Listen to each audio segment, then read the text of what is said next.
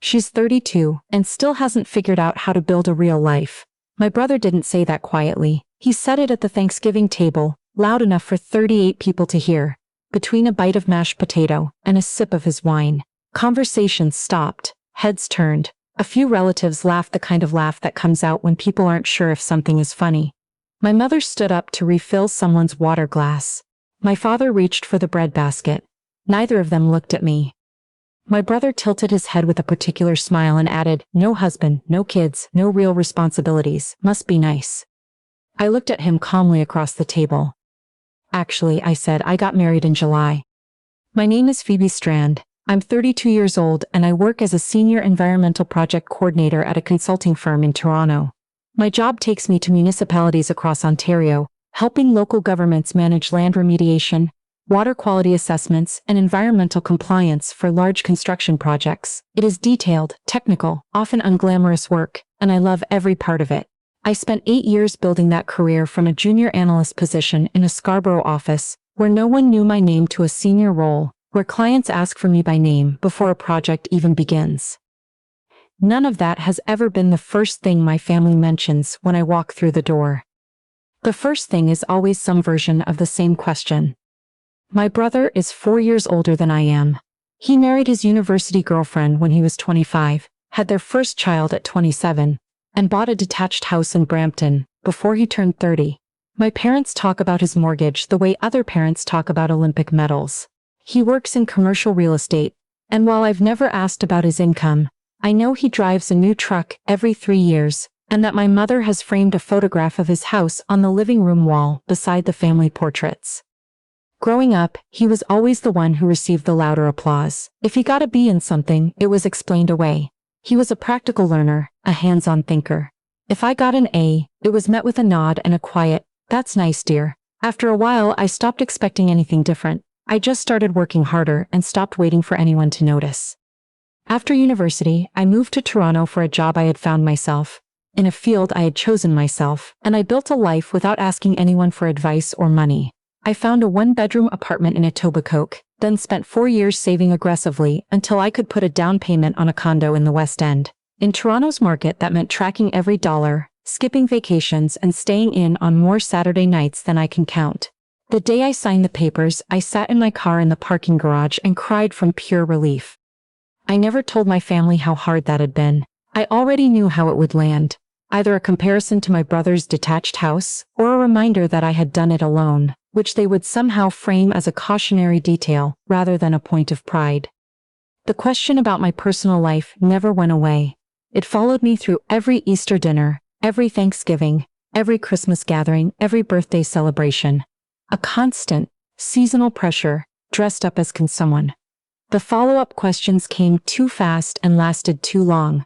If I said I wasn't, my brother would find a way to work it into something worth laughing about. My mother would say something careful that still somehow landed wrong. My father would change the subject, which I eventually understood was his way of feeling uncomfortable, not staying neutral. I learned to smile, not because anything was funny, but because responding only made it go longer. I met Rowan about 2.5 years before that Thanksgiving dinner. His firm had been contracted to do the structural assessment on a wetland restoration project I was coordinating for a regional municipality east of the city. The first time we were in the same site meeting, we argued for 20 minutes about drainage methodology in front of 6 other people, and I thought he was going to be difficult to work with. He told me later that he had thought the same thing about me. The argument turned out to be productive. We both adjusted our approaches, and the project moved faster than anyone had expected. After the second site visit, we ended up grabbing coffee at a Tim Hortons near the work site, because neither of us had eaten since 7 in the morning and the meeting had run 3 hours long. We talked until it was dark outside. I drove back to the city thinking about how easy the conversation had been. He was a structural engineer with his own small firm, and he was as serious about his work as I was about mine. He asked questions and actually waited for the answers. He remembered things I mentioned in passing weeks later. He didn't perform interest, he simply had it. That distinction turned out to matter more to me than I had ever realized it would. We took things slowly because we were both genuinely busy and both a little careful by nature. By the 6-month mark, I trusted him in a way that still surprised me. He came with me to a family dinner the following March. My brother spent most of that evening ignoring Rowan and asking me pointed questions about whether my company was stable. Given current shifts in provincial environmental regulation, which was a way of asking whether my job was secure without quite saying so.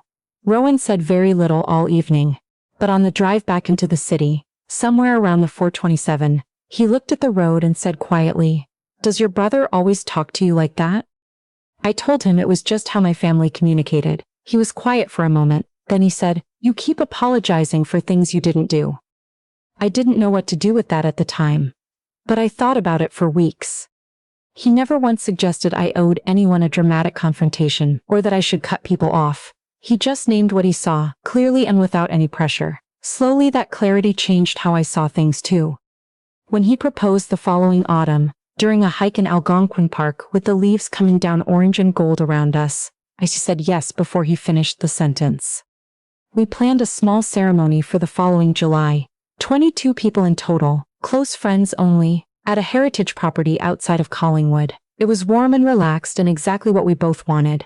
We danced on a stone patio under string lights, with people who had never once made either of us feel like we needed to justify ourselves. It was the best day I can remember in a long time. We talked seriously about whether to tell my family beforehand or invite them. We thought about it honestly and took our time. Every time I tried to walk through that conversation in my head, I could feel it going sideways before it even started. The questions about whether we were moving too fast, the comparisons, the observations. I could feel how quickly something that belonged to us would start belonging to everyone else's idea of what it should be. We agreed, together, to wait, not to punish anyone, not to plan some kind of reveal, just to protect something that was ours for a little while longer. Neither of us imagined the moment would arrive the way it did. The October long weekend arrived the way it always does. Cold morning, bright afternoon, the particular smell of my parents' house that never quite changes. My father had raked the backyard. My mother had made 3 kinds of pie. The dining room table had both leaves in, set with the good dishes that only come out at Thanksgiving and Christmas. I drove down from the city alone, because Rowan had stopped to pick up the wine we had promised to bring. We had planned it that way from the start. He would be there within 15 or 20 minutes of me. I greeted relatives, helped my mother carry out the salad, and tried to settle into the noise of it. My brother arrived with his wife and their 2 kids and within minutes was holding court at the far end of the living room, the way he always does. I noticed him watching me across the room more than once. I recognized that particular kind of attention. He found his moment once everyone was seated, and the food had been passed around. He looked across the table at me and said, loud enough for everyone to hear, "So, still no one worth bringing home?" I gave a short answer and tried to redirect. He didn't let it go. He leaned back in his chair and said, 32, living in that condo by yourself. No partner, no kids. You chose your career over everything else, and honestly, I wonder sometimes if you're actually happy, or if you're just telling yourself you are." There was a beat of silence. Someone at the far end of the table laughed nervously. An older uncle said, "She's got plenty of time," which was meant to help and didn't.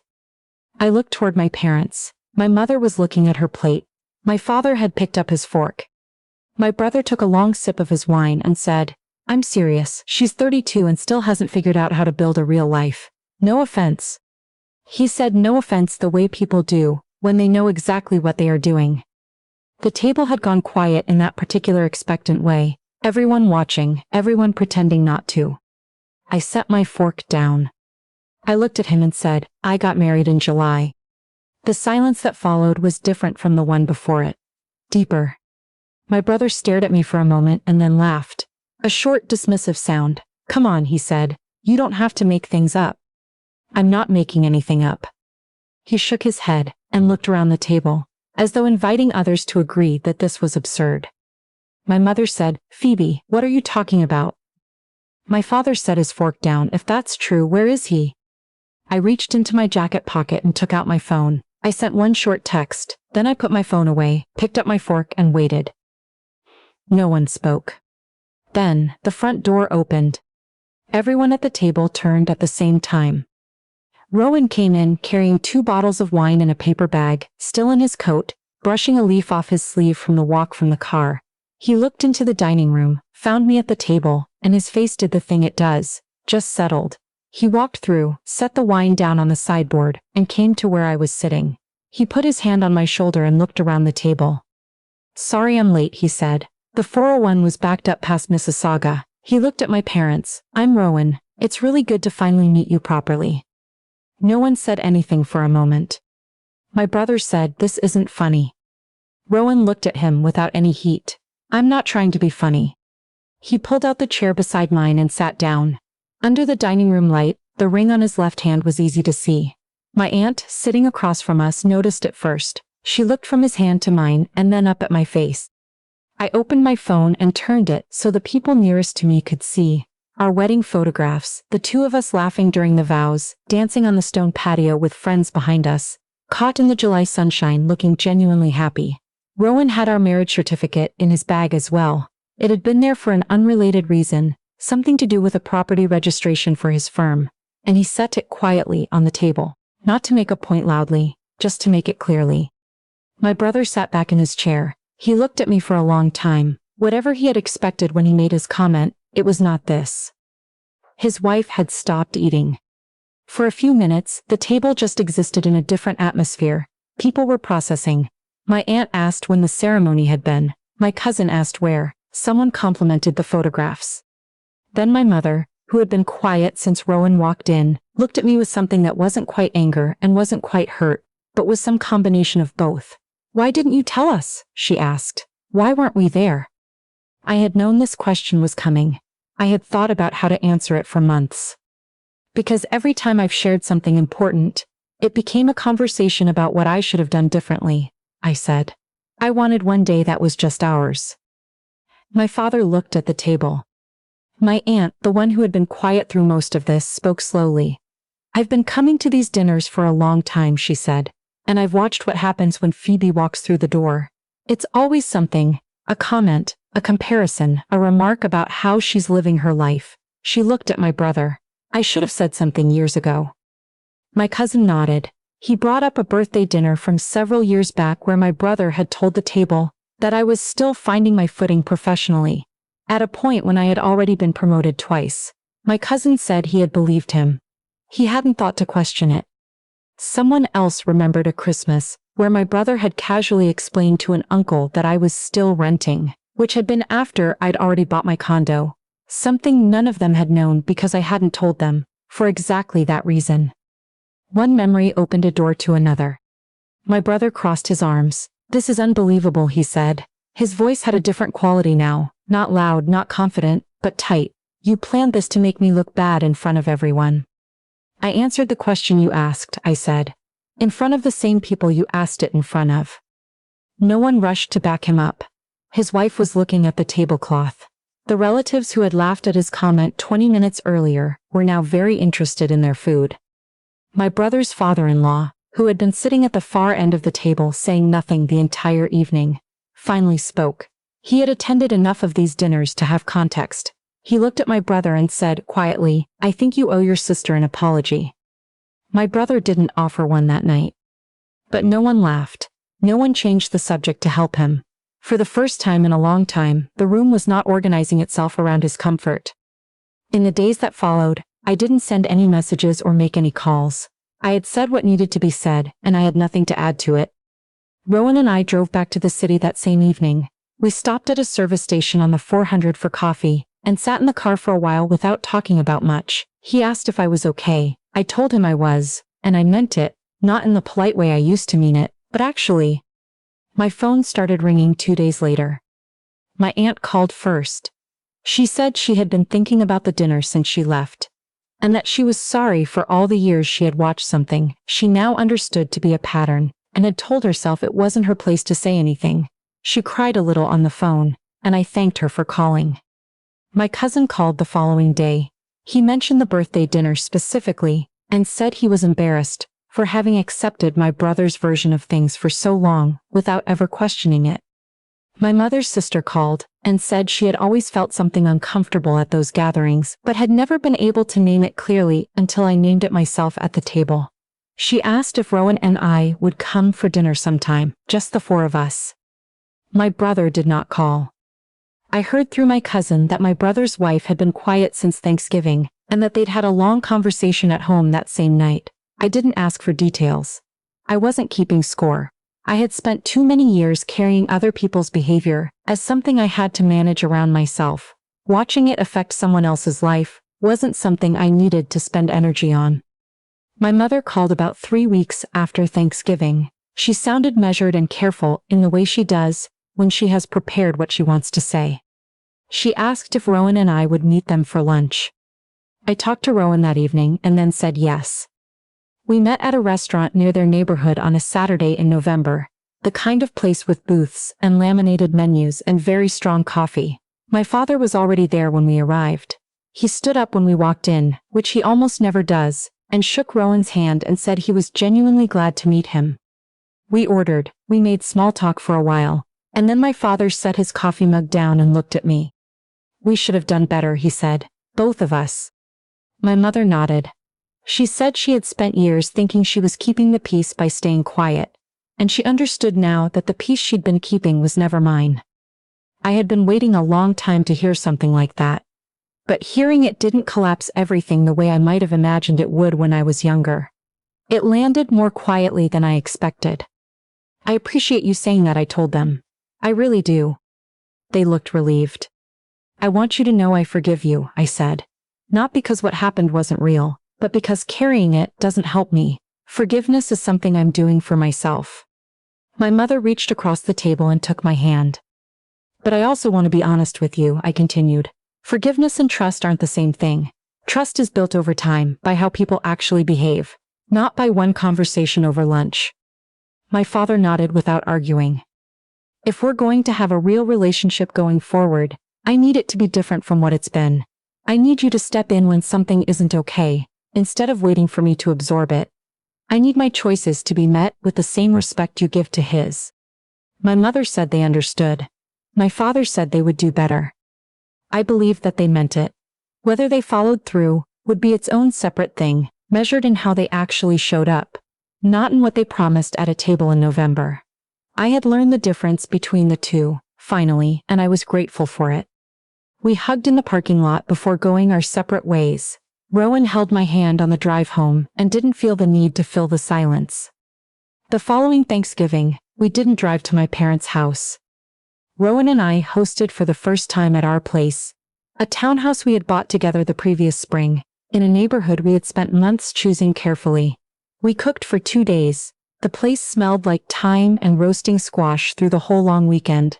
We set the table for 14 close friends, Rowan's family, my aunt and her husband, my cousin and his partner, and my parents, who had called ahead to ask if they were welcome, and who arrived with flowers and wine, and a kind of careful, genuine effort that was new. There was no moment at that table where I sat waiting for something to go wrong, no remark I was braced for, no comment I would have to absorb and pretend hadn't landed. At some point after dinner, while people were standing around in the living room with tea and talking quietly, I noticed something I couldn't quite name at first. I stood there for a moment and then understood what it was. I felt completely at ease. Rowan came and stood beside me and handed me a cup of tea without asking whether I wanted one, because he already knew. People sometimes describe standing up for yourself like it's a dramatic moment, a confrontation, a final word, a scene that rewrites everything. What I've come to understand is that it's usually quieter than that. The moment at that Thanksgiving table was real, and it mattered, but it wasn't the victory. The victory was the life I had been quietly building for years while everyone else was busy deciding what that life should look like, the career I had grown on my own terms, the condo I had saved for without anyone's help, the marriage I had walked into freely, with someone who saw me clearly and still chose to stay. My brother's opinion of my choices had never actually had anything to do with my choices. It took me a long time to understand that. And then, one October evening, in the middle of a dining room full of people waiting for me to be embarrassed, I finally stopped letting him decide what my life was worth. That turned out to be more than enough.